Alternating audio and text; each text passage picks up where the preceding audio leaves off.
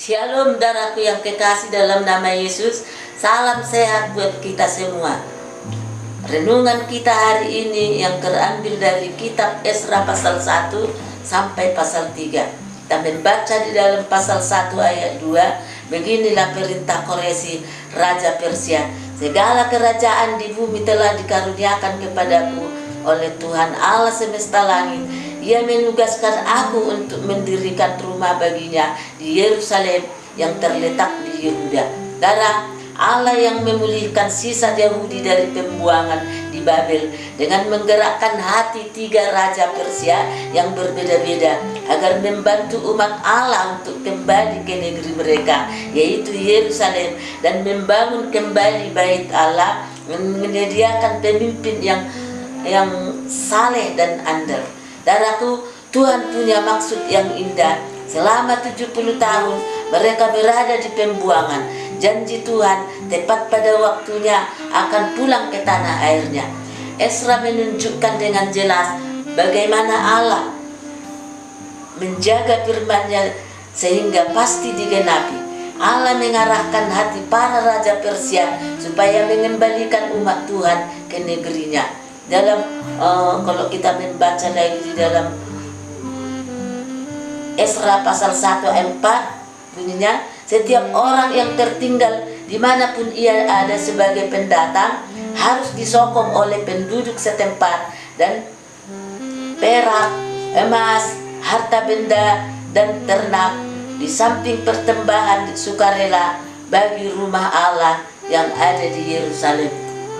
Saudara yang dikasihi Tuhan, dan bukan hanya pulang tanpa membawa apa-apa, namun mereka pun disokong dengan membawa harta benda, bahkan ternak dan persembahan sukarela bagi rumah Allah.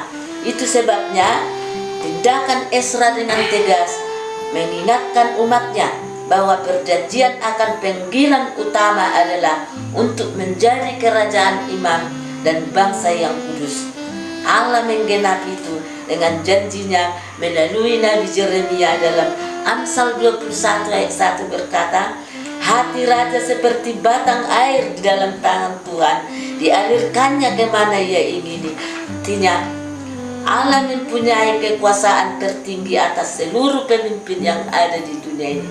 Dan yang kedua, nubuatan Nabi Yesaya dalam Yesaya 45 ayat 13 akan bacakan, akulah yang menggerakkan Koresi untuk maksud penyelamatan, dan aku akan meratakan segala jalannya.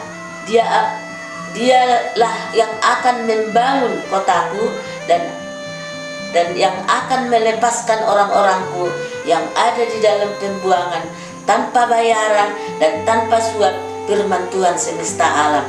Dan yang dikasihi Tuhan, bahwa Koresi mengizinkan orang Yahudi kembali ke tanah airnya dengan tujuan dan maksud Allah, yaitu membangun mesbah Tuhan.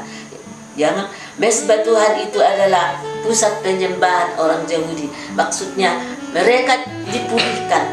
Pemulihan akan terjadi bagi mereka ketika mereka sungguh-sungguh datang kepada Tuhan dengan iman dan ketaatan.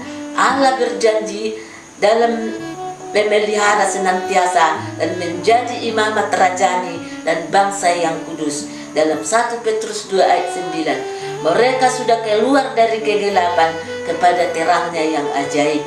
Darahku yang kekasih, hari ini firman Tuhan datang kepada kita juga, yang mengingatkan kita bahwa prioritas tertinggi umat Tuhan adalah yang pertama, untuk membangun kembali bait suci, artinya memulihkan penyembahan yang sungguh-sungguh, yaitu doa, pujian, penyembahan, ucapan syukur.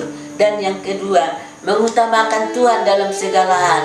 Dalam Matius 6 pasal 33, Matius 6 ayat 33.